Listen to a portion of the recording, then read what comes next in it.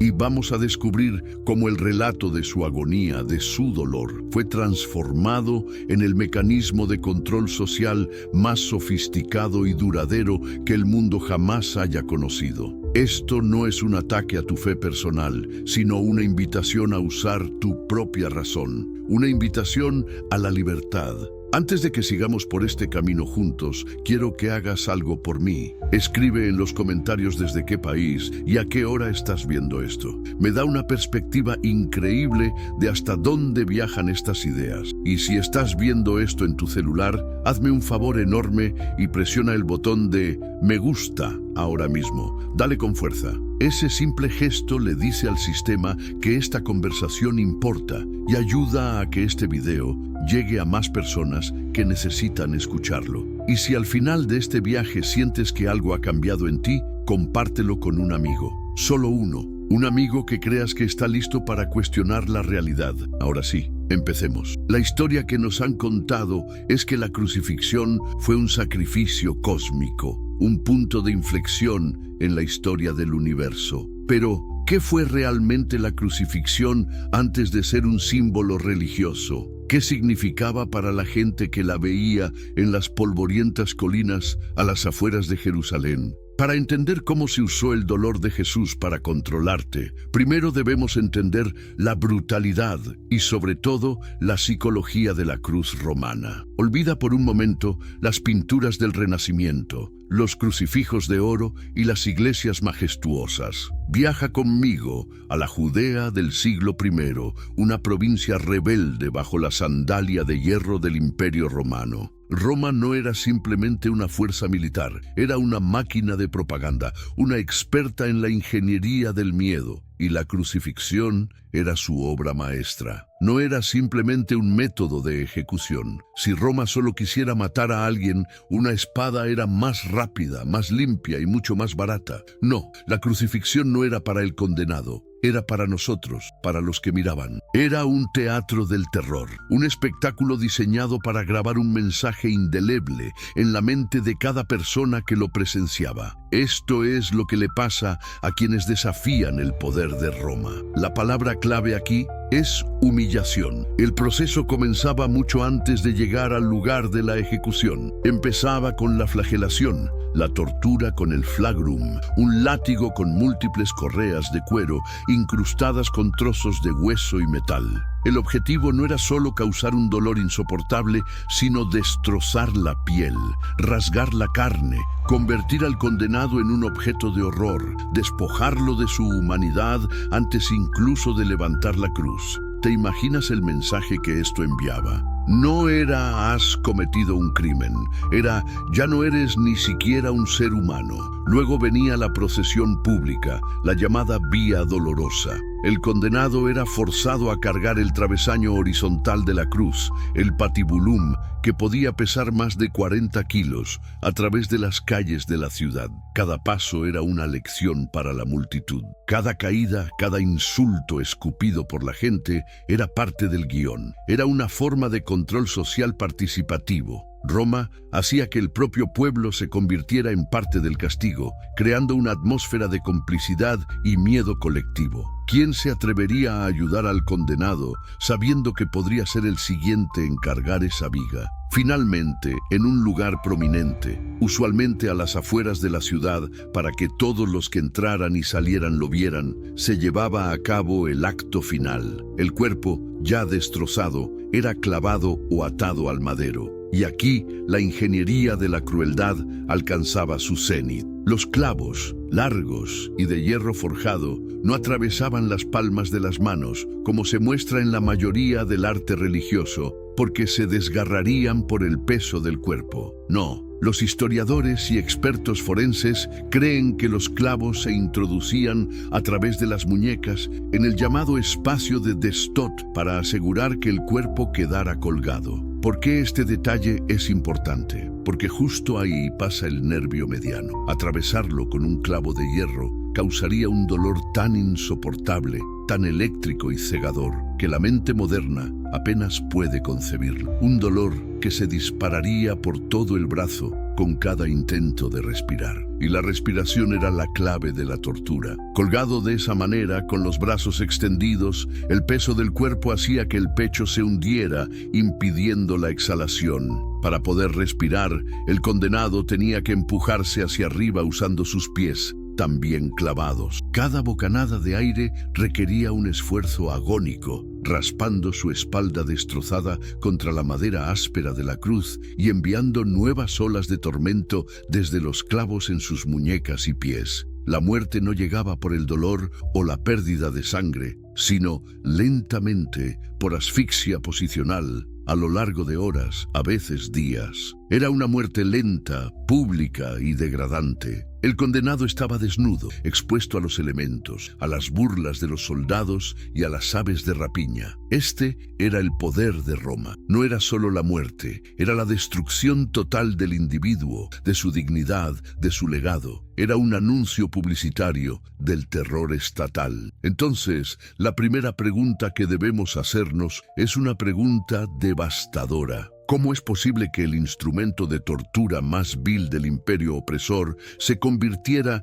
en el símbolo sagrado de la religión de los oprimidos? La transformación no fue instantánea. Para los primeros cristianos, la cruz era una vergüenza. Era el final ignominioso de su líder. Era un símbolo de fracaso. En las catacumbas, los primeros símbolos cristianos no eran cruces, sino peces, elichtis, anclas o pavos reales. La cruz era un recuerdo traumático, pero algo cambió. ¿Qué fue? El poder. Con el tiempo, a medida que la nueva fe crecía, los teólogos y líderes de la iglesia primitiva comenzaron a construir una nueva narrativa. Ya no era una ejecución humillante, sino un sacrificio cósmico. San Pablo fue fundamental en esto. Él reformuló la cruz no como una derrota, sino como una victoria sobre el pecado y la muerte, una locura para los gentiles y un escándalo para los judíos, pero el poder de Dios para los creyentes. Era una genialidad teológica y psicológica. Tomó el peor símbolo de la debilidad y lo llamó la máxima expresión del poder divino. Pero la verdadera apoteosis de la cruz llegó con el emperador Constantino en el siglo IV, cuando el Imperio Romano, el mismo imperio que usaba la cruz para aterrorizar a sus súbditos, adoptó el cristianismo como su religión. La cruz se transformó por completo. Dejó de ser el símbolo de la rebelión aplastada para convertirse en el símbolo del poder imperial. Se puso en los estandartes de los ejércitos, en las monedas, en los edificios del gobierno. El establishment que había matado a Jesús ahora usaba su símbolo de muerte para legitimar su propio poder. ¿No es esa la ironía más grande de la historia? El arma del opresor se convirtió en el emblema del nuevo orden. Y aquí es donde la arquitectura del dolor comenzó a construirse en el alma de Occidente. El enfoque se desplazó. Ya no se trataba solo de la resurrección y la victoria, sino de la pasión, el dolor, el sufrimiento. El arte cristiano comenzó a obsesionarse con la sangre, las heridas, la corona de espinas, la lanza en el costado. Se desarrolló una teología del sufrimiento. Se nos enseñó que nuestro propio sufrimiento tenía valor si lo uníamos al de Cristo en la cruz. Se nos dijo que el dolor era purificador, que la miseria en esta vida nos ganaría una recompensa en la próxima. ¿Y qué efecto tiene esto en la psique de una población? Crea una cultura de la resignación. Si el sufrimiento es virtuoso, ¿por qué luchar contra la injusticia que lo causa? Si la pobreza es una oportunidad para ser más como Cristo, ¿por qué exigir una distribución más justa de la riqueza? Si el dolor te acerca a Dios, ¿por qué buscar la alegría y el florecimiento en este mundo? Sin darnos cuenta, el relato del dolor de Jesús se convirtió en una herramienta para pacificar a las masas, para hacerlas dóciles, para que aceptaran su suerte en la tierra con la promesa de una recompensa en el cielo. Era el tranquilizante perfecto. Y esta arquitectura del dolor, este enfoque en la agonía, preparó el escenario para un hombre que viviría más de 1600 años después. Un hombre que sería expulsado de su propia comunidad por atreverse a ver a través de esta ilusión. Un filósofo que nos daría el bisturí intelectual para diseccionar este mecanismo de control. Su nombre era Baruch Spinoza. Para entender a Spinoza, tienes que entender el mundo que lo creó. Ámsterdam, siglo XVII, la edad de oro holandesa. Era una ciudad vibrante, un crisol de culturas y un refugio para aquellos que huían de la persecución religiosa. Entre ellos, una comunidad de judíos sefardíes, cuyas familias habían escapado del terror de la Inquisición en España y Portugal. Habían visto a sus familiares quemados en la hoguera, forzados a convertirse, despojados de todo. Esta experiencia traumática los hizo ferozmente protectores de su identidad y de su fe. Eran una comunidad unida por el miedo y la tradición. Y en esta comunidad nació Baruch, o Bento, Spinoza en 1632. Desde joven fue una estrella, un estudiante brillante de la Torá y el Talmud. Se esperaba que se convirtiera en un gran rabino, pero Spinoza leía todo lo que caía en sus manos. No solo los textos sagrados judíos, sino también a los filósofos antiguos, a los escolásticos medievales y, crucialmente, a los pensadores revolucionarios de la nueva ciencia y filosofía como René Descartes. Y en esas lecturas comenzó a ver inconsistencias, comenzó a hacer preguntas peligrosas, preguntas como: si Dios es perfecto, ¿por qué crearía un mundo imperfecto? Si Dios es todopoderoso y bueno, ¿por qué existe el mal? ¿Y por qué necesitaría Dios, un ser infinito y eterno, que la gente siguiera rituales, dietas y leyes tribales formuladas hace miles de años? ¿Realmente le importa a la causa primera de todas las cosas si comes cerdo o no? ¿Se complace un ser perfecto en el humo de los sacrificios o en la obediencia ciega? Estas no eran preguntas para debatir en un café. En una comunidad construida sobre la obediencia a la ley divina como forma de supervivencia, estas preguntas eran dinamita. Los líderes de la sinagoga intentaron razonar con él. Le ofrecieron dinero, un estipendio anual, solo para que mantuviera sus ideas en privado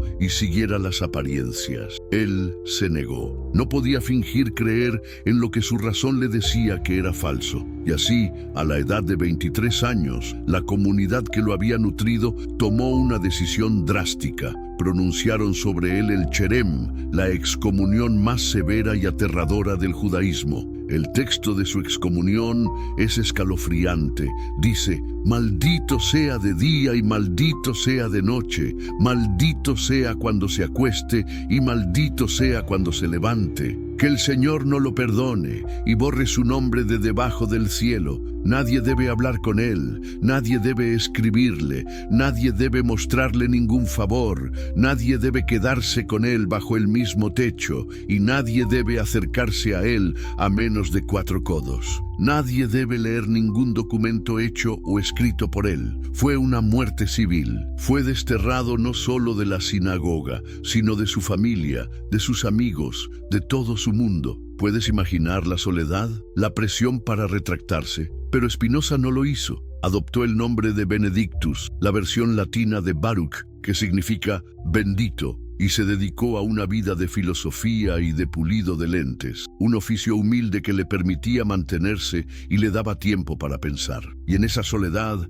en esa independencia forzada, Spinoza construyó uno de los sistemas de pensamiento más radicales y hermosos de la historia. El núcleo de su filosofía se puede resumir en 3 palabras latinas: Deus sive natura, Dios o la naturaleza. ¿Qué significa esto? No significa que Spinoza fuera un ateo que adoraba los árboles. Es mucho más profundo. Para Spinoza, Dios no es un rey, un juez o un padre que existe fuera del universo, mirándolo desde arriba, interviniendo de vez en cuando para hacer milagros o castigar a los pecadores. No. Para Spinoza, Dios es el universo. Dios es la totalidad de la existencia, la sustancia infinita de la que todo lo demás son solo modos o manifestaciones. Dios es la estructura lógica del cosmos, las leyes inmutables de la física, la química, la biología, la geometría. Dios es tanto la materia como la mente,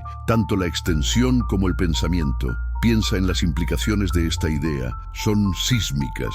Si Dios es la naturaleza, entonces no puede haber nada sobrenatural. Los milagros, tal como los entendemos, violaciones de las leyes de la naturaleza, son imposibles. Un milagro implicaría que Dios está violando su propia esencia, que la naturaleza se contradice a sí misma, lo cual es lógicamente absurdo. Lo que llamamos milagros, diría Spinoza, son simplemente eventos naturales cuya causa aún no comprendemos. Si Dios es la naturaleza, entonces Dios no tiene plan, ni voluntad, ni emociones en el sentido humano. Una tormenta no ocurre porque Dios esté enojado. Una enfermedad no es un castigo divino. Son simplemente el resultado de cadenas de causa y efecto que operan según las leyes necesarias de la naturaleza. Rezarle a Dios para que te salve de un terremoto es tan racional como rezarle a un triángulo para que sus ángulos internos no sumen 180 grados. No tiene sentido. La única forma de lidiar con el mundo no es la súplica, sino la comprensión. Entender las leyes de la naturaleza para poder navegar mejor por ellas. Y lo más importante para nuestra discusión, si Dios es la naturaleza, entonces la moralidad tradicional se desmorona. El bien y el mal no son decretos divinos, son conceptos humanos relativos a nuestros propios deseos y necesidades. Para Spinoza, bueno es simplemente aquello que sabemos con certeza que nos es útil, aquello que aumenta nuestro poder de actuar y de existir. Malo es aquello que disminuye nuestro poder. La ética de Spinoza no se basa en la obediencia a mandamientos externos, sino en el autoconocimiento y la búsqueda racional de lo que nos hace más fuertes, más libres y más capaces. Con esta visión del mundo, Spinoza escribió su obra más incendiaria, el Tratado Teológico Político. Lo publicó de forma anónima y con razón. En este libro aplicó su bisturí filosófico a la Biblia. Argumentó que la Biblia no era la palabra literal de un Dios personal,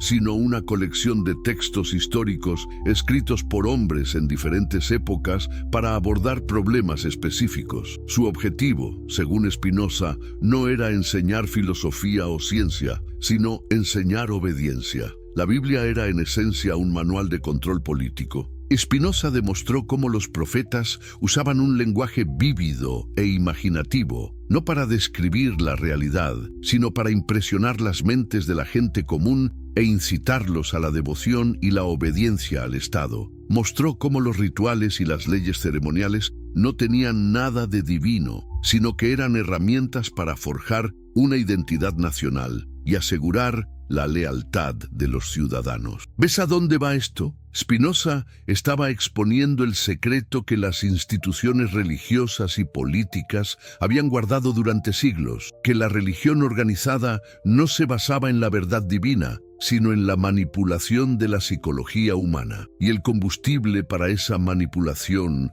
la moneda de cambio del poder, era la emoción, o, como Spinoza las llamaba, las pasiones. Y esto nos lleva al corazón de su revelación. Esto nos lleva a cómo el dolor de Jesús en la cruz se convirtió en el arma perfecta. Para Spinoza, todo ser vivo está animado por una fuerza fundamental que él llamó conatus. El conatus es el esfuerzo o el impulso de cada cosa por perseverar en su propio ser, por mantener y aumentar su poder de existir. Es la fuerza vital que te hace levantarte por la mañana, buscar comida, aprender, amar, crear. Cuando nuestro conatus, nuestro poder de actuar, aumenta, experimentamos una emoción que Spinoza llama laetitia, que se traduce como alegría, gozo o exaltación. Cuando nuestro poder de actuar disminuye, cuando somos reprimidos o dañados, experimentamos tristitia, que es tristeza, pena o depresión.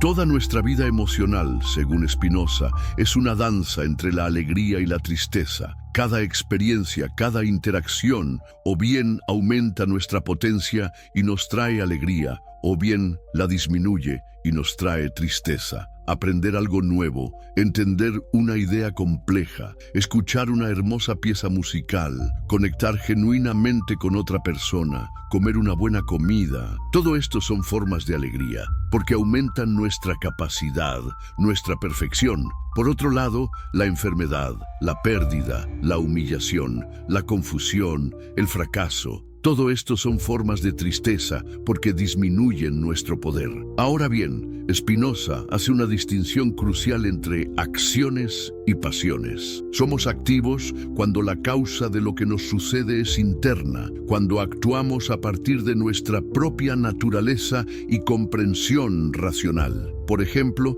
si decides estudiar un tema porque entiendes que te hará más capaz, estás actuando. Eres la causa adecuada de tu propia alegría. Pero somos pasivos, sufrimos una pasión, cuando la causa de lo que nos sucede es externa, cuando somos movidos por cosas que no entendemos del todo. La mayoría de nuestras emociones, el amor romántico, el odio, la envidia, el miedo, son pasiones, porque son respuestas a causas externas que nos afectan. Y aquí está el núcleo del mecanismo de control. Spinoza argumentó que un tirano, ya sea político o religioso, no quiere súbditos que sean activos, racionales y alegres. ¿Por qué? Porque las personas que actúan desde la razón y la alegría son poderosas y difíciles de manipular. Buscan aumentar su propio poder y el de los demás. Cuestionan la autoridad. Crean sus propios sistemas de valores basados en lo que es útil y racional. Son libres.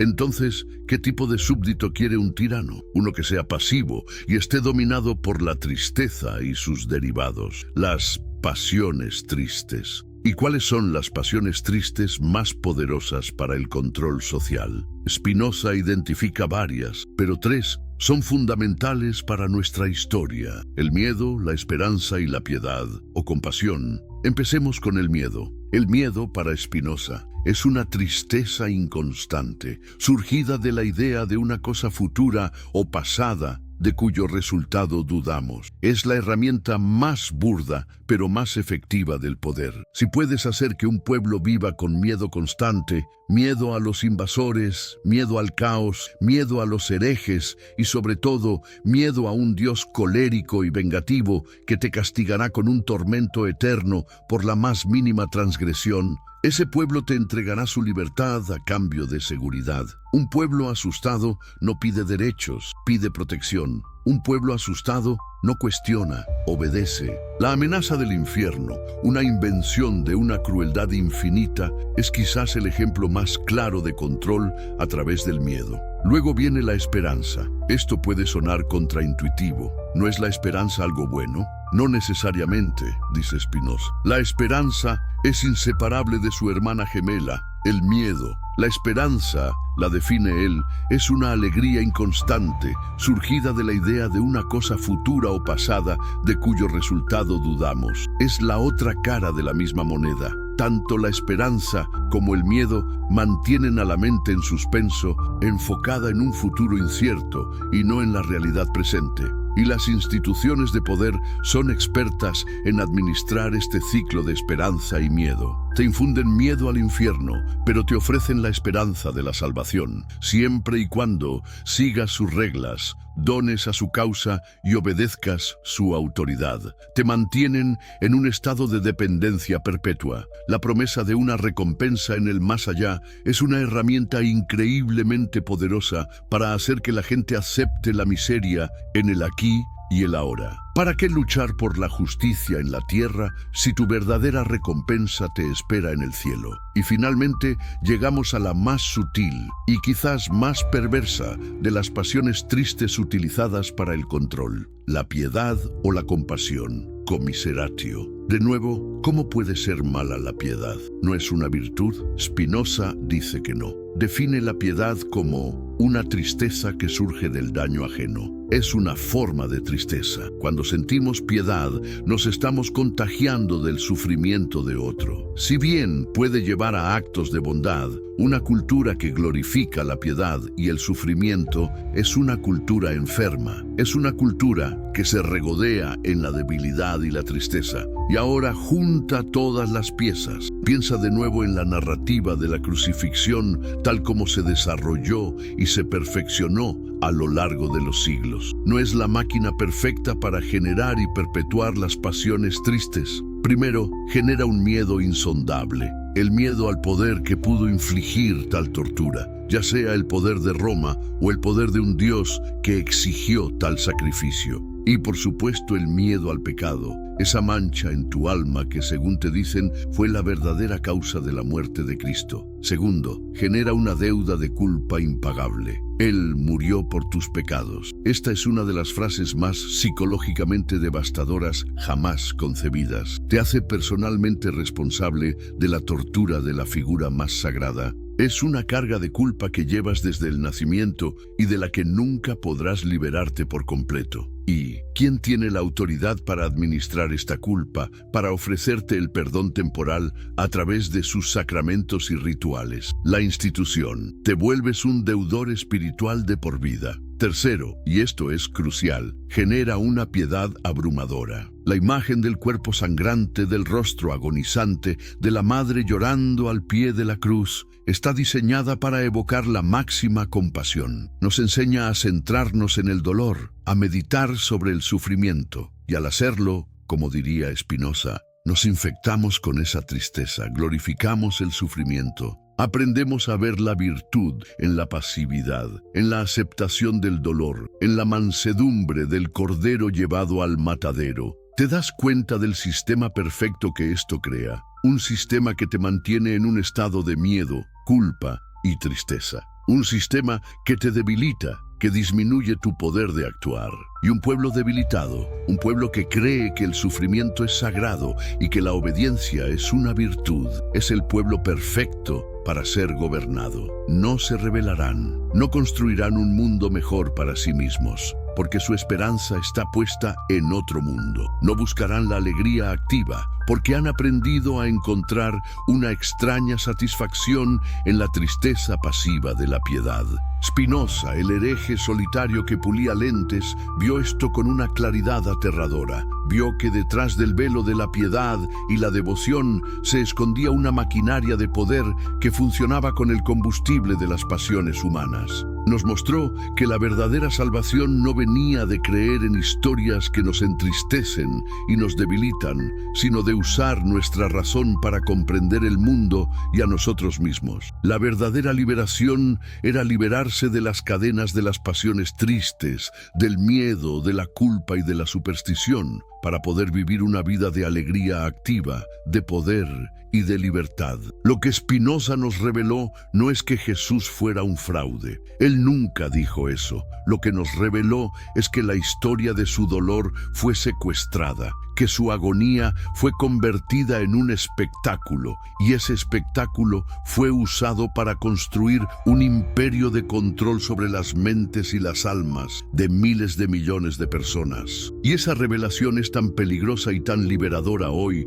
como lo fue en el siglo XVII. ¿Y si te dijera que la llave de tu jaula siempre ha estado en tu bolsillo? ¿Y si la prisión no estuviera hecha de barrotes de hierro, sino de historias? Historias que te han contado desde niño. Historias sobre el pecado, el sacrificio y el dolor. Historias diseñadas no para liberarte, sino para convencerte de que ames tus propias cadenas. Hoy vamos a continuar nuestro viaje. Vamos a tomar la lente que nos legó un filósofo proscrito y vamos a enfocarla sobre el corazón mismo del poder. Vamos a analizar la idea del sacrificio, la figura del sacerdote y la imagen del cordero. Y vamos a descubrir que estas no son solo ideas teológicas, sino las piezas maestras de una vasta maquinaria de control psicológico. Pero antes de sumergirnos en estas aguas profundas, necesito saber que no estoy hablando solo. Dime en los comentarios desde qué rincón del mundo me estás escuchando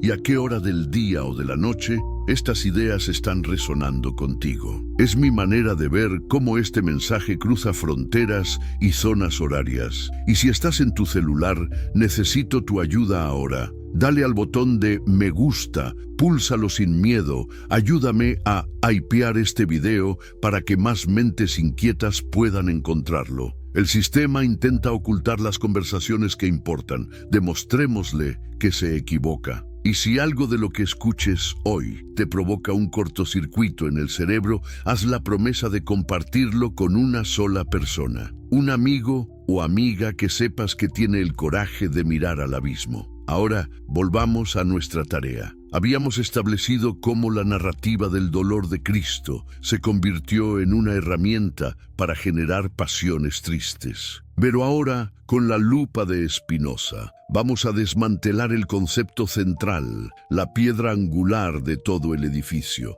la idea del sacrificio. ¿Cómo se ve la crucifixión cuando dejamos de verla con los ojos de la fe y la miramos con los ojos de la razón implacable de Spinoza? Primero, enfrentemos la imagen del Dios que exige este sacrificio. La teología tradicional nos presenta a un Dios que es, en esencia, un rey o un juez ofendido. La humanidad, a través del pecado original, ha cometido una ofensa de magnitud infinita contra la majestad divina. Esta ofensa ha roto la relación, ha manchado la creación, y este Dios, en su justicia, requiere un pago. Pero como la ofensa es infinita, ningún ser finito, ningún ser humano puede pagar la deuda. Se necesita un sacrificio de valor infinito, y así entra en escena la figura del Hijo de Dios, quien siendo Dios mismo, puede ofrecerse como el sacrificio perfecto para satisfacer la ira o la justicia del Padre y reparar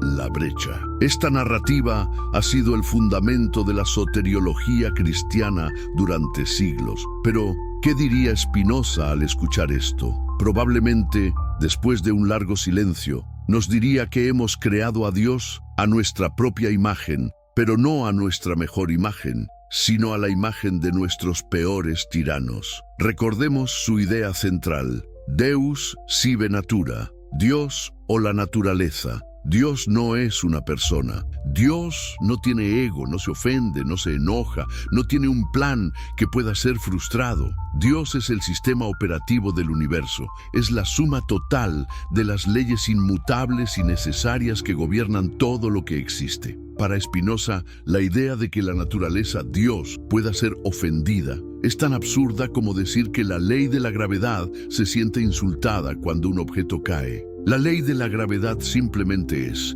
actúa de manera necesaria e impersonal. Del mismo modo, las leyes de la naturaleza simplemente son. Desde esta perspectiva, la noción de pecado como una ofensa contra Dios se disuelve. El pecado no es una transgresión de una ley divina externa, es simplemente un acto que va en contra de nuestra propia naturaleza racional, un acto que disminuye nuestro poder de existir, que nos lleva a la tristeza. Si mientes, engañas o dañas a otros, diría Spinoza, el problema no es que hayas enojado a una deidad invisible en el cielo. El problema es que has actuado desde la pasión y la ignorancia, has dañado el tejido social del que dependes, has disminuido tu propia integridad y en última instancia te has causado daño a ti mismo, te has alejado de la alegría. El castigo por el pecado no es un rayo divino, es la tristeza y la impotencia inherentes al propio acto. Entonces,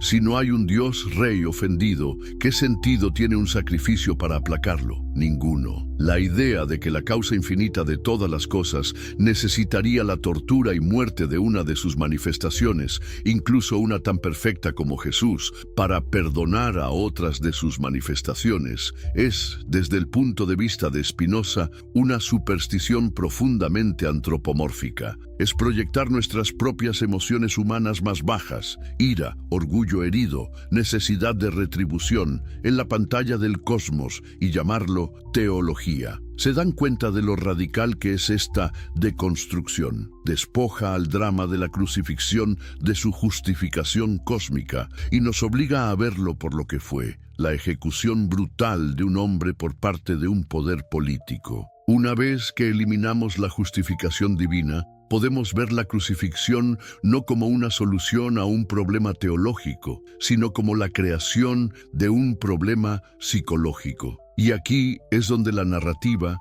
se convierte en un motor imparable de pasiones tristes. Es una obra maestra de la ingeniería emocional negativa. Analicemos la culpa. La doctrina del pecado original es el punto de partida. Te dice que incluso antes de que hayas hecho algo, ya estás manchado, ya eres culpable, ya estás en deuda. Naces en un estado de insuficiencia. Esta es una base increíblemente debilitante para construir una vida. Luego, la narrativa de la pasión lleva esta culpa a un nivel personal e insoportable. No es solo que un ancestro mítico cometiera un error. Eres tú, tus pecados, tus pensamientos impuros, tu egoísmo, tu naturaleza caída. Fueron los clavos que sujetaron a Cristo a la cruz. Cada vez que te equivocas, estás, en un sentido místico, recrucificándolo. ¿Puedes sentir el peso de esa carga? Es una cadena psicológica perfecta, una deuda que nunca podrás pagar del todo.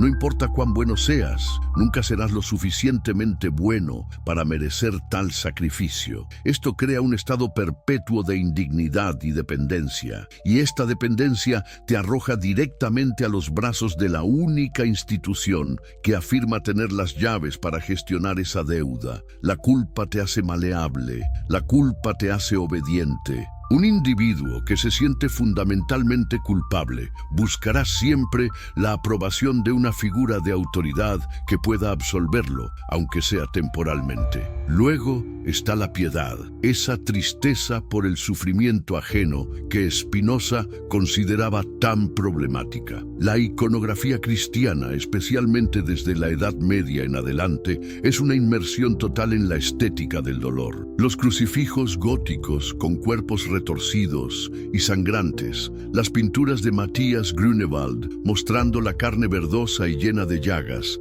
las estatuas del Ecce Homo con la mirada rota y la espalda destrozada, las innumerables representaciones de la Pietà, de la madre sosteniendo el cadáver de su hijo. Todo está diseñado para romperte el corazón, para que sientas pena. Pero ¿qué hace esta piedad constante? Te enseña que el sufrimiento es el centro de la experiencia espiritual. Te entrena para enfocarte en la herida, en la pérdida, en la tristeza, en lugar de inspirarte a construir un mundo donde tal sufrimiento no ocurra. Te encierra en un ciclo de lamento por un sufrimiento pasado. Como diría Spinoza, te infecta con tristeza, disminuyendo tu poder de actuar. Te vuelve melancólico, pasivo, y una población melancólica y pasiva es mucho más fácil de gobernar que una población alegre y activa. Una población que ve el sufrimiento como una virtud no luchará con tanta fuerza contra las condiciones materiales que lo causan. Aceptará su cruz en la vida, ya sea la pobreza, la enfermedad o la opresión, como una forma de imitar a su Salvador sufriente. Finalmente, esta deconstrucción del sacrificio nos obliga a hacernos la pregunta más incómoda de todas. ¿Es la historia de la crucifixión, tal como se nos ha contado, realmente una historia de amor? Se nos dice que es el amor más grande, pero Spinoza nos invitaría a examinar la naturaleza de ese amor. El amor para Spinoza es alegría, acompañada de la idea de una causa externa. El amor verdadero, el amor activo, busca aumentar el poder y la alegría del ser amado. Es una fuerza que afirma la vida. Ahora mira la historia del sacrificio. ¿Inspira una alegría activa o inspira una mezcla de culpa, miedo, deuda y tristeza? ¿Es un amor que te empodera y te hace sentir más fuerte, más libre, más capaz? ¿O es un amor que te hace sentir pequeño, indigno y eternamente en deuda con una autoridad externa? ¿Es un amor que te impulsa a crear y celebrar la vida en este mundo? ¿O uno que te hace anhelar una liberación en el más allá? La respuesta de Spinoza sería clara. El relato tradicional del sacrificio no es una historia de amor activo, sino una historia de poder pasivo, una que usa el lenguaje del amor para encadenarte con las pasiones más tristes. Y si la historia misma es la primera capa de control, ¿quiénes son los narradores?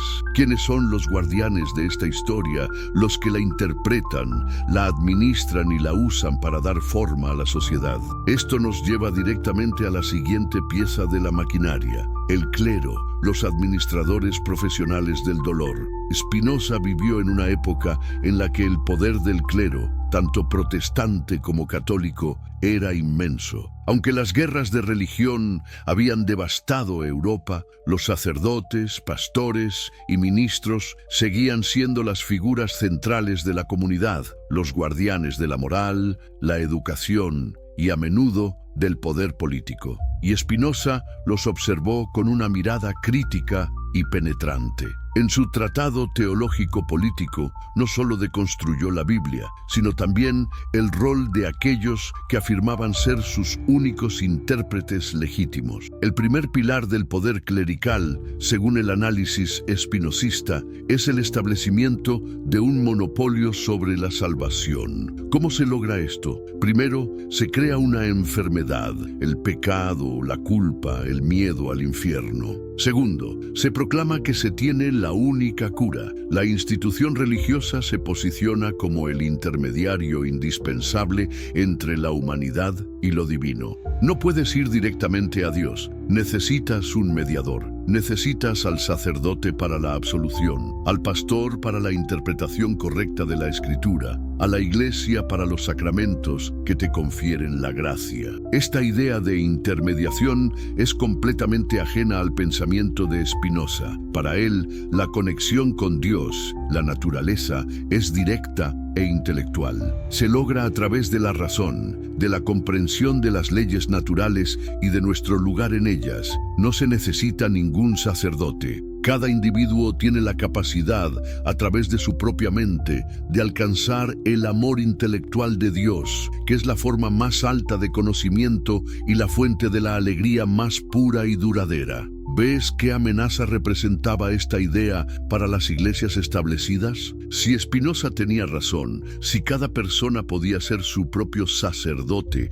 a través del uso de la razón, entonces toda la estructura jerárquica de la iglesia, papas, obispos, clérigos, se volvía redundante. Peor aún, se revelaba como lo que era, una estructura de poder, no una necesidad espiritual. El segundo pilar es el control de la narrativa a través del ritual. Los rituales no son simples ceremonias, son tecnologías psicológicas diseñadas para reforzar constantemente la narrativa del poder. Pensemos en el sacramento de la confesión. Históricamente, en la iglesia primitiva, la penitencia por pecados graves era un asunto público y severo. Pero en la Edad Media, particularmente después del concilio de Letrán IV en 1215, la confesión privada y auricular con un sacerdote se volvió obligatoria al menos una vez al año para todos los católicos. ¿Qué logra este ritual desde una perspectiva espinocista? Es un golpe maestro. Primero, obliga al individuo a verbalizar sus pecados, a interiorizar y articular su propia culpa de manera regular. Es un ejercicio de autohumillación. Segundo, lo hace en secreto, creando una relación de poder íntima y desigual con el sacerdote, quien se convierte en el depositario de los secretos más oscuros y en el juez de la conciencia del individuo. Tercero, culmina en el acto de la absolución, donde el sacerdote, actuando in persona Christi, pronuncia las palabras que te liberan temporalmente de tu carga. Este ciclo, pecado, confesión, absolución, crea una dependencia psicológica adictiva. La institución te hiere con la culpa y luego te vende el bálsamo, asegurándose de que siempre vuelvas por más.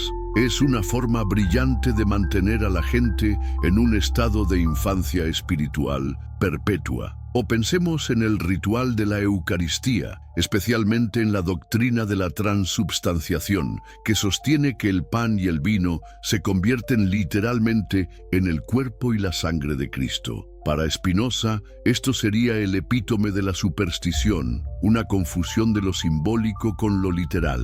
Pero ¿cuál es su función de poder?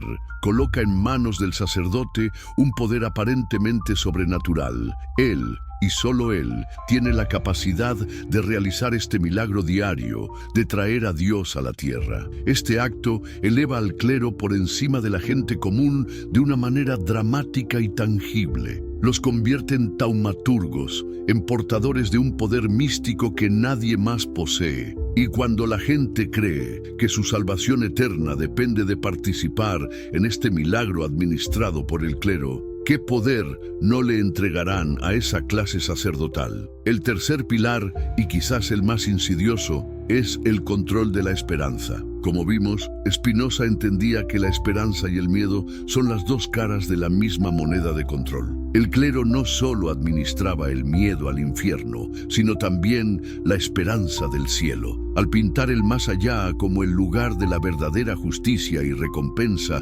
desviaban eficazmente la energía de la gente de la lucha por la justicia en este mundo. ¿Por qué arriesgar tu vida luchando contra un rey tirano o un sistema económico injusto si tu verdadera patria está en el cielo? ¿Por qué enfocarse en la ciudad de los hombres si la única que importa es la ciudad de Dios? Esta terrenalidad diferida ha sido una de las herramientas políticas más efectivas de la historia. Ha permitido que las alianzas entre el trono y el altar florezcan. El rey o el emperador mantenía el orden físico y protegía a la iglesia, y la iglesia mantenía el orden psicológico, enseñando a las masas a obedecer a las autoridades terrenales como si estuvieran ordenadas por Dios y a aceptar su sufrimiento con la promesa de una gloria futura. Es un pacto de control mutuamente beneficioso. Spinoza vio este pacto con claridad y lo denunció como la principal barrera para la creación de una sociedad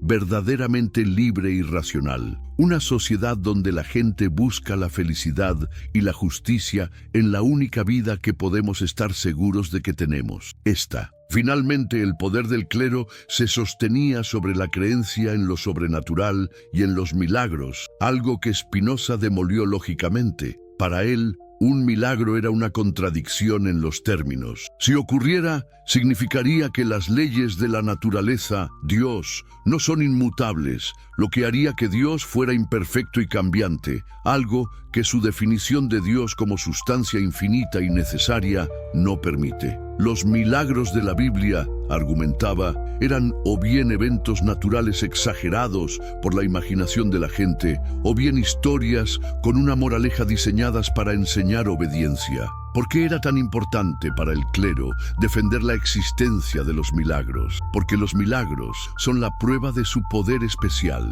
son la validación de que el Dios personal e interviniente en el que basan su autoridad es real.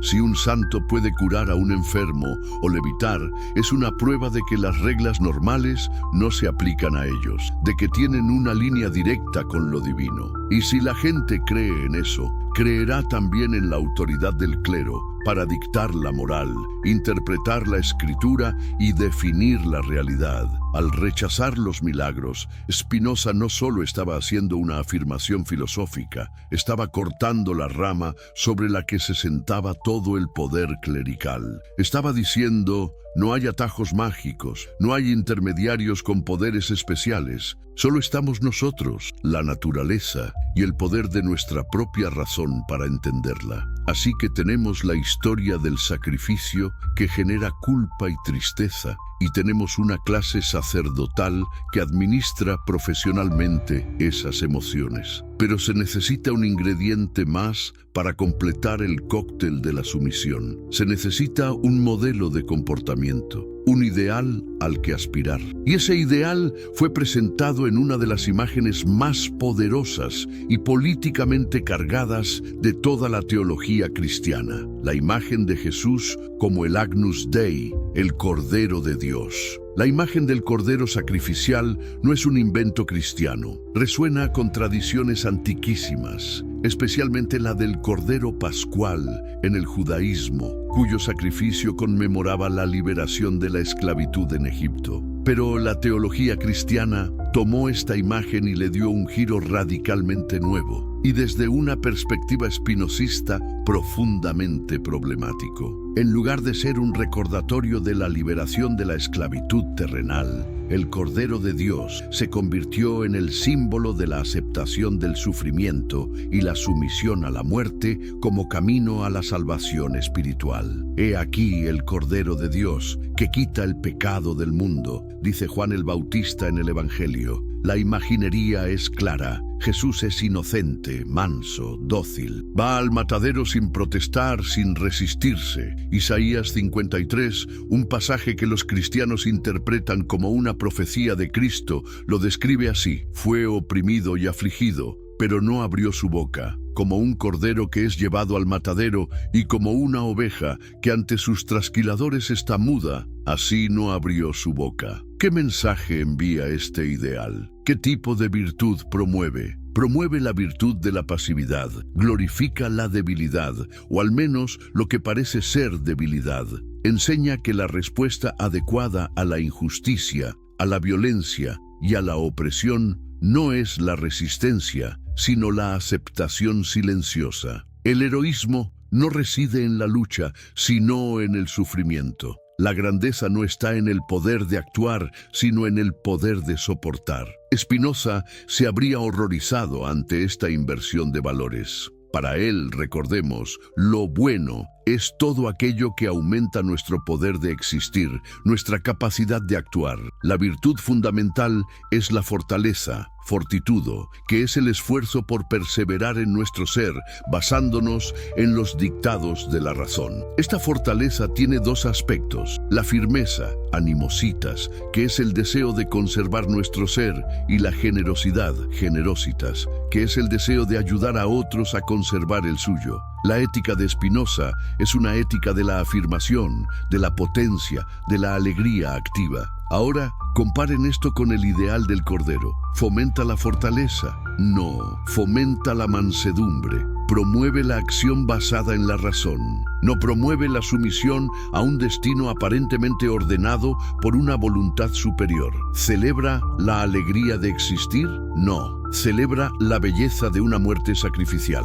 Desde un punto de vista espinocista, el ideal del Cordero de Dios es un ideal que promueve la tristeza. Es un modelo que enseña a la gente a disminuir su propio poder, a aceptar la impotencia como si fuera piedad. ¿Y a quién beneficia este modelo de comportamiento? ¿Quién se beneficia de una población que cree que la sumisión es una virtud divina? Los poderes terrenales, por supuesto. ¿Qué rey no querría súbditos que se vieran a sí mismos como ovejas y a él como su pastor, ordenado por Dios? ¿Qué sistema de explotación económica no se beneficiaría de una fuerza laboral que acepta sus duras condiciones como su cruz personal?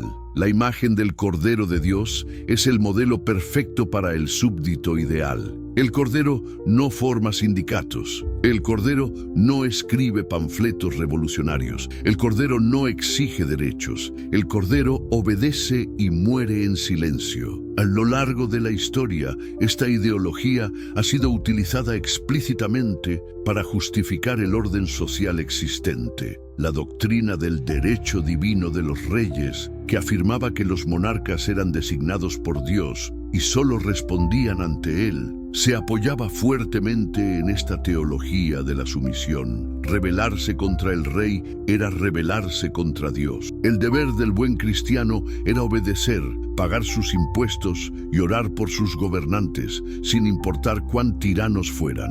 ¿Y el modelo para este comportamiento? El Cordero de Dios, que se sometió a la autoridad injusta de Pilato sin resistencia. Frente a este ideal de pasividad, Spinoza nos ofrece una alternativa radical y luminosa: la figura del hombre libre, homo liber. El hombre libre de Spinoza no es alguien que hace lo que le da la gana, movido por sus caprichos y pasiones. Ese, para Spinoza, es el verdadero esclavo, esclavo de sus apetitos y de las causas externas que no comprende. No, el hombre libre es aquel que vive enteramente bajo la guía de la razón. ¿Cómo es este hombre libre? Primero, no teme a la muerte. Spinoza escribe famosamente: el hombre libre en nada piensa menos que en la muerte, y su sabiduría no es una meditación de la muerte, sino de la vida. ¿Por qué no teme a la muerte? Porque comprende que él es una parte de la naturaleza. Su mente, en la medida en que comprende las verdades eternas de la lógica y la geometría, participa de la eternidad de la naturaleza misma. Su enfoque no está en evitar el final, sino en vivir con la máxima potencia y alegría mientras existe. Comparen esto con una teología centrada en la muerte, el juicio y el más allá. Es una inversión total de la perspectiva. Segundo, el hombre libre actúa siempre con honestidad y buena fe, no por miedo a un castigo divino, sino porque comprende racionalmente que la cooperación y la confianza son esenciales para una sociedad fuerte y segura, lo cual es beneficioso para su propia perseverancia. Su moralidad no viene de un libro sagrado, sino de una comprensión racional de lo que conduce a la alegría colectiva. Tercero, el hombre libre busca activamente lo que es útil para él y para los demás. Es generoso, no por una piedad triste, sino porque entiende que su propio poder se ve aumentado cuando el poder de quienes lo rodean también aumenta. Ayuda a los demás porque una comunidad de individuos fuertes y racionales es el mejor entorno posible para su propio florecimiento. Su ayuda no es un acto de condescendencia hacia los débiles, sino un acto de construcción de poder mutuo. Finalmente, el hombre libre es, por definición, una persona política. Comprende que su libertad individual es inseparable de la libertad de la sociedad en la que vive. Por eso, Spinoza concluye su tratado teológico-político con una apasionada defensa de la democracia como el régimen más natural y el que más se acerca a la libertad individual, porque en una democracia la gente no se somete a la voluntad arbitraria de otro, sino a una ley que ellos mismos han ayudado a crear.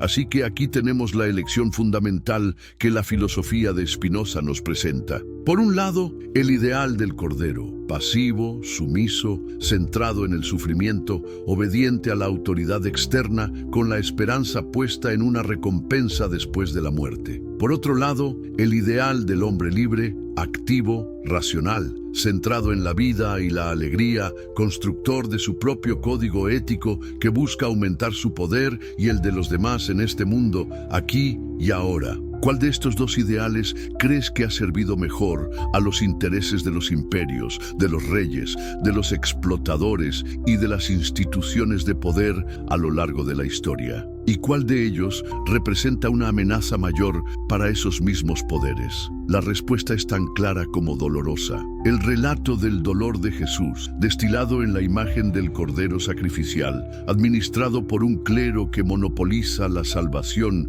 y se basa en la manipulación de las pasiones tristes, no fue simplemente una historia religiosa. Fue, y quizás sigue siendo, el programa de software más exitoso jamás escrito para asegurar la obediencia de las masas. Y Spinoza fue el primer hacker que nos dio el código fuente. ¿Alguna vez has sentido que hay una disonancia, un ruido de fondo en la sinfonía de la historia que te han contado? Como una nota que no encaja, una verdad que lucha por respirar bajo el peso de siglos de dogma. Nos han enseñado a venerar los símbolos, pero rara vez a preguntar por el poder que se esconde detrás de ellos. Hemos hablado de la arquitectura del dolor, de la mente herética que la expuso y de la maquinaria de control que se construyó sobre ella. Ahora, vamos a seguir esa lógica hasta sus consecuencias más brutales y sangrientas. Vamos a ver qué ocurre cuando la teología del sufrimiento se convierte en una justificación para la violencia. Y después de atravesar esa oscuridad,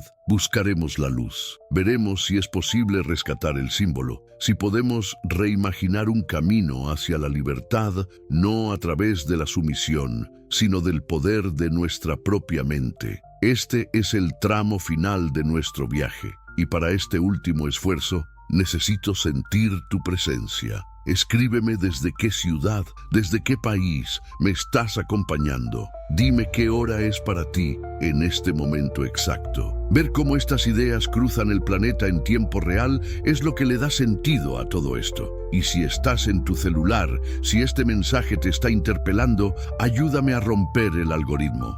Dale al botón de me gusta ahora. Dale con ganas. Ese pequeño gesto es un acto de rebeldía, una forma de decir que estas conversaciones no serán silenciadas. Y si te atreves, si sientes el llamado, Comparte este video con una persona, solo una, alguien cuya mente creas que está lista para despertar. Continuemos. Habíamos dejado el análisis en la creación del súbdito perfecto, el cordero manso que acepta el sufrimiento. Pero, ¿qué sucede cuando a este cordero se le dice que otros son los culpables de la muerte de su pastor? ¿Qué pasa cuando la piedad y la tristeza se transforman en ira y en un deseo de venganza? Lo que sucede es que la religión del cordero se convierte en la religión del lobo. La historia se tiñe de sangre. La ironía es tan profunda que es casi una herida en la lógica de la historia. Una religión que nace con su fundador siendo víctima de la violencia estatal,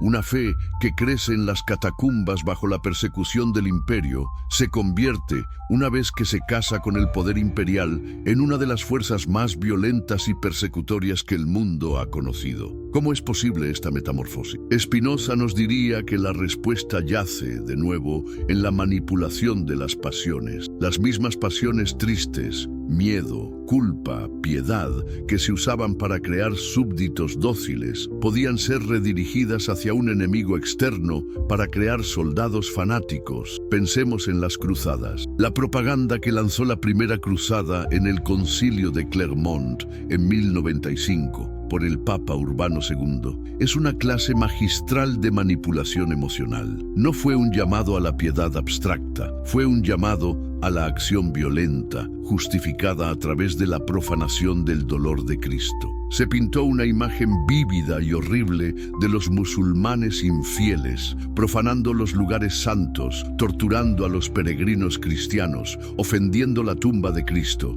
El mensaje era claro: el cuerpo de Cristo, la Tierra Santa, estaba siendo crucificado de nuevo por un nuevo enemigo. ¿Y cuál fue la respuesta emocional diseñada? La piedad por los hermanos cristianos sufrientes se convirtió en odio hacia sus opresores. La culpa por los propios pecados se ofreció una nueva vía de expiación, no a través de la oración y la penitencia, sino a través de la espada. Deus vult, Dios lo quiere, se convirtió en el grito de guerra. Se prometió la remisión de todos los pecados a quienes murieran en la empresa. La maquinaria de la salvación se puso al servicio de la maquinaria de guerra. ¿Se dan cuenta de la perversión? El sufrimiento de Cristo, que originalmente debía inspirar perdón y amor, se convirtió en la justificación para la masacre. El símbolo de la víctima se convirtió en el estandarte del verdugo. Spinoza nos diría que esto es exactamente lo que sucede cuando la gente es gobernada por la pasión en lugar de la razón. El odio, que él define como una tristeza acompañada de la idea de una causa externa, es una pasión increíblemente poderosa y fácil de manipular. Solo necesitas darle a la gente un rostro al que culpar por su miseria, por su miedo, por su insatisfacción. Durante las cruzadas, ese rostro fue el del musulmán, pero no fue el único. Quizás la manifestación más oscura de esta lógica fue la persecución de los judíos en Europa, que alcanzó picos de violencia durante las cruzadas y más allá. La narrativa teológica ya los había preparado para el papel de chivo expiatorio. Si Jesús murió por los pecados de la humanidad en un nivel abstracto, en la narrativa popular se necesitaba un culpable más concreto, y la acusación de deicidio, de haber matado a Dios, se convirtió en una mancha que persiguió al pueblo judío durante casi 2 milenios. ¿Qué es esta acusación sino la herramienta de odio definitiva? Convierte a un grupo entero de personas en los asesinos de la figura más sagrada. Justifica cualquier atrocidad cometida contra ellos como una forma de venganza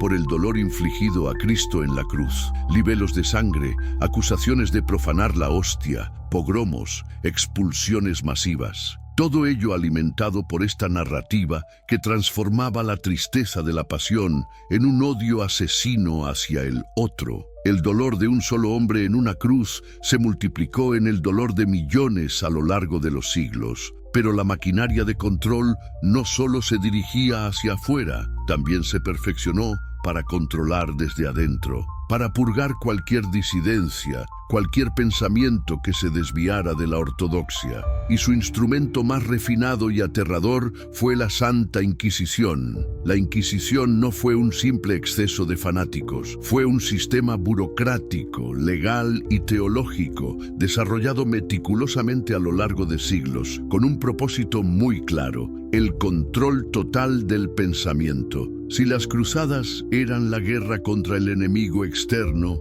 la Inquisición era la guerra contra el enemigo interno, el hereje. ¿Y quién era el hereje? Cualquiera que se atreviera a interpretar la religión, la Biblia o la naturaleza de Dios de una manera diferente a la dictada por la Iglesia. Personas como los cátaros en el sur de Francia, que creían en un dualismo y criticaban la corrupción de la Iglesia. Personas como Giordano Bruno, quemado en la hoguera por sugerir que el universo era infinito y que podría haber otros mundos. Personas, en definitiva, como el propio Baruch Spinoza, cuya excomunión fue un acto inquisitorial a nivel comunitario. ¿Cómo funcionaba la Inquisición? Funcionaba a través de la máxima expresión del control por el miedo, la herramienta más primitiva que Spinoza identificó. El miedo a la denuncia anónima de un vecino, el miedo a ser arrestado en mitad de la noche, el miedo a un juicio secreto donde no conocías a tus acusadores y, por supuesto, el miedo a la tortura. La tortura no se usaba oficialmente como castigo, sino como un medio para purificar el alma y obtener la verdad, la confesión. La garrucha, el potro, el tormento del agua, métodos diseñados con una precisión científica para quebrar el cuerpo y con él la voluntad de resistir. Y todo esto se hacía supuestamente por amor, por el bien del alma del hereje. Para salvarlo del fuego eterno del infierno, se le sometía al fuego temporal en la tierra. Esta es la lógica perversa del poder teocrático en su máxima expresión. La violencia más extrema se justifica como un acto de caridad. Puedes ver la conexión con la narrativa de la cruz. Así como el sufrimiento de Cristo fue un mal necesario para un bien mayor, la salvación, la tortura del hereje era un mal necesario para un bien mayor, la pureza de la fe y la salvación de su alma. La estructura lógica es la misma, y el espectáculo final era el auto de fe, un acto público donde los herejes condenados eran exhibidos y los penitentes reconciliados. Era, de nuevo, un teatro del poder, un recordatorio para toda la población de las consecuencias de desviarse de la línea. Era la crucifixión a escala social. El hereje, como Cristo, era humillado, exhibido y castigado públicamente para aterrorizar a la multitud y reforzar el poder de la institución. La última y más poderosa arma de este arsenal de control es, por supuesto, la amenaza del infierno. El infierno es la apoteosis del control a través del miedo. Es la invención de un lugar de tormento infinito y eterno por transgresiones finitas y temporales. Es un arma psicológica de un poder incalculable. Si realmente crees en la existencia de un lugar así, ¿qué no harías para evitarlo? ¿Qué doctrina no aceptarías? ¿Qué autoridad no obedecerías? El infierno es el cheque en blanco definitivo para el poder clerical. Garantiza la obediencia incluso cuando no hay nadie mirando, porque el juez que todo lo ve siempre está presente en tu mente. Spinoza, por supuesto, consideraba la idea del infierno como una fantasía infantil, producto de las pasiones más tristes. Para él, la recompensa de la virtud no es algo que se obtiene después de la muerte. La virtud es su propia recompensa. La alegría que proviene de actuar racionalmente y de comprender el mundo es el verdadero cielo. Y el castigo del vicio no es el tormento eterno. El vicio es su propio castigo. La tristeza, la impotencia y la esclavitud que provienen de vivir dominado por las pasiones son el verdadero infierno, y lo experimentamos aquí y ahora. Al analizar las cruzadas, la persecución de los judíos y la Inquisición, Spinoza nos muestra el terrible resultado final de una teología basada en el sufrimiento, la culpa y el miedo. Nos muestra que una religión que glorifica el dolor de su fundador inevitablemente terminará infligiendo un dolor inmenso a los demás. Nos muestra que la guerra en nombre de la cruz dolorosa no fue una desviación de la fe, sino en muchos sentidos, su conclusión lógica y aterradora. Después de este desolador viaje a través de la historia de la violencia justificada por la fe, la pregunta es inevitable. ¿Está todo perdido? ¿Es el símbolo de la cruz irremediablemente tóxico? ¿Es el mensaje de Jesús inseparable de la maquinaria de control que se construyó sobre él? ¿O es posible rescatar algo de entre los escombros? Podemos, como Spinoza intentó hacer, separar al hombre del mito, la filosofía de la superstición. Aquí es donde nuestro análisis da un giro. Spinoza no era un nihilista, no buscaba destruir, sino comprender y liberar. Y su filosofía nos ofrece las herramientas no solo para deconstruir, sino también para reconstruir. El primer paso es hacer una distinción audaz, una que el propio Spinoza hizo implícitamente en su tratado, la distinción entre el Jesús histórico y el Cristo de la fe dogmática. El Cristo de la fe dogmática es la figura que hemos estado analizando. El ser divino preexistente, la segunda persona de la Trinidad, cuyo propósito principal era morir en un sacrificio cósmico para pagar una deuda infinita. Es una construcción teológica desarrollada a lo largo de siglos de debates, concilios, como el de Nicea en el 325, que consagró la doctrina de su divinidad, y luchas de poder.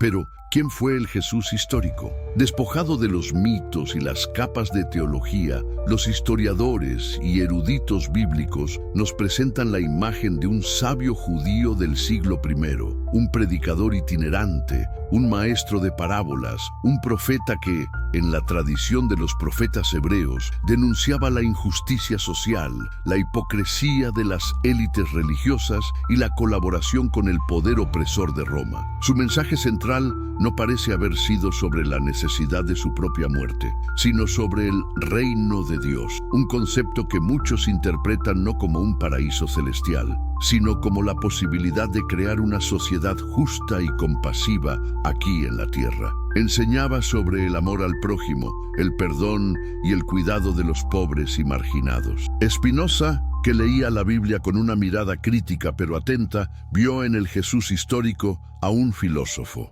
En una de sus cartas llega a decir que, si bien no cree que Jesús fuera literalmente Dios, sí cree que Cristo fue el templo de Dios, porque en él Dios se manifestó más que en ninguna otra cosa. Para Spinoza, esto no significaba un milagro, sino que Jesús había alcanzado un grado tan alto de comprensión racional y de amor que, como veremos, son casi sinónimos para él, que la sabiduría de la naturaleza, Dios, se expresaba a través de él de una manera ejemplar. Vio a Jesús no como un sacrificio, sino como un maestro de la verdadera vida, un hombre que enseñaba que la verdadera ley no estaba en los rituales externos, sino en el corazón, en la intención de amar al prójimo. Esta distinción nos abre una puerta increíble. La posibilidad de que el mensaje original de Jesús no fuera sobre la creación de una nueva religión institucionalizada, sino sobre la enseñanza de una filosofía de vida liberadora que fue posteriormente secuestrada y codificada por una institución de poder. Y esta idea no es exclusiva de Spinoza. Mucho más cerca de nuestro tiempo y de nuestra región, en América Latina, surgió un movimiento teológico en los años 60 y 70 que intentó hacer precisamente esto: rescatar al Jesús histórico de las garras de una teología que justificaba la opresión. Hablo de la teología de la liberación. En un continente marcado por la pobreza extrema, las dictaduras militares brutales y la explotación sistémica, a menudo con la bendición de la jerarquía eclesiástica conservadora, teólogos como Gustavo Gutiérrez de Perú, Leonardo Boff de Brasil o el arzobispo Óscar Romero de El Salvador comenzaron a leer la Biblia desde una nueva perspectiva, la perspectiva de los pobres y los oprimidos. Y desde esa perspectiva, la historia de la crucifixión cambió de significado por completo. Ya no era un drama cósmico abstracto sobre el pecado. Era la historia terriblemente familiar de un hombre justo que denunció la injusticia de los poderosos y fue ejecutado extrajudicialmente por el sistema. La cruz ya no era un símbolo de sumisión pasiva al sufrimiento, sino el símbolo último de la consecuencia de la lucha por la justicia. Era un símbolo de la solidaridad de Dios con las víctimas de la historia. La teología de la liberación argumentó que ser cristiano no significaba aceptar el sufrimiento con la esperanza de una recompensa celestial. Significaba seguir el ejemplo del Jesús histórico, denunciar la opresión, organizarse para crear estructuras más justas y estar dispuesto a enfrentar las consecuencias. El pecado no era solo una falta personal, sino también una realidad social y estructural. La pobreza injusta, la explotación, la violación de los derechos humanos y la salvación no era solo un asunto del alma después de la muerte, sino también la liberación histórica y política de los pueblos de estas condiciones de muerte. ¿Ves la conexión con Spinoza? Aunque parten de marcos diferentes, ambos buscan liberar el núcleo del mensaje de su cáscara dogmática y opresiva. Ambos rechazan una religión que sirve como opio para el pueblo, una frase que Marx, un lector de Spinoza, haría famosa, y buscan una fe o una filosofía que sea una herramienta para la liberación en esta vida. Ahora llevemos este ejercicio de reinterpretación un paso más allá, usando las propias categorías de Spinoza. ¿Cómo podríamos traducir el mensaje central de Jesús, el amor, a un lenguaje spinocista? Como hemos visto, para Spinoza, el amor es alegría, acompañada de la idea de una causa externa. Amar a alguien o algo es sentir que esa persona o cosa aumenta tu poder de existir, tu alegría. Pero el amor más alto, el amor activo que nace de la razón, no es una pasión pasiva, sino una acción deliberada. La generosidad de Spinoza, que es una parte de la fortaleza, es el esfuerzo racional por ayudar a otros a conservar y aumentar su propio ser. Entonces, el mandamiento de amar al prójimo como a ti mismo podría ser reinterpretado en términos spinocistas como actúa racionalmente para aumentar el poder de existir y la alegría de los demás, porque comprendes que tu propio poder y alegría están intrínsecamente ligados a los de ellos en una comunidad racional. No se trata de un sentimiento cálido y borroso de piedad. Es un proyecto ético y político activo. Es ayudar a otros a liberarse de sus propias pasiones tristes, a aumentar su comprensión y, por lo tanto, su libertad. Es construir una sociedad donde más personas puedan florecer. ¿Y qué hay de la bienaventuranza o la vida eterna de la que habla Jesús? Para Spinoza, la mente humana, en la medida en que comprende las cosas a través de la razón, lo que él llama el segundo y tercer género de conocimiento, participa de la eternidad de Dios, naturaleza. La verdadera salvación o bienaventuranza, beatitudo, no es un premio que se recibe después de morir, es un estado que se alcanza en esta vida. Spinoza escribe al final de su Ética: la bienaventuranza no es el premio de la virtud, sino la virtud misma. Es la alegría serena y poderosa que surge de la comprensión, de la liberación de la tiranía de las pasiones. Es un estado de libertad y potencia activas. Desde esta perspectiva, la cruz no necesita ser el centro de la historia. Podría ser vista como la tragedia final, la consecuencia inevitable de un mensaje de empoderamiento radical en un mundo gobernado por el miedo. El verdadero mensaje no estaría en la muerte, sino en la vida y las enseñanzas. Enseñanzas que, despojadas de la superstición, nos invitan a un proyecto de autoliberación y construcción comunitaria basado en la razón y la alegría. Nos invitan a encontrar a Dios, no en un sacrificio sangriento, sino en la comprensión de las leyes de la naturaleza y en la creación de una sociedad justa donde cada individuo pueda alcanzar su máximo potencial. Y esto nos lleva al último círculo de nuestro viaje. Nos lleva desde la historia antigua y la filosofía del siglo XVII hasta el aquí y el ahora. Porque la revelación de Spinoza, su diagnóstico de los mecanismos de control, es más relevante hoy que nunca, y su propuesta de liberación es nuestra tarea más urgente. Hemos llegado al final del camino, pero en realidad es aquí donde comienza el verdadero trabajo. El legado de Spinoza no es una colección de respuestas dogmáticas, sino un método, una invitación perpetua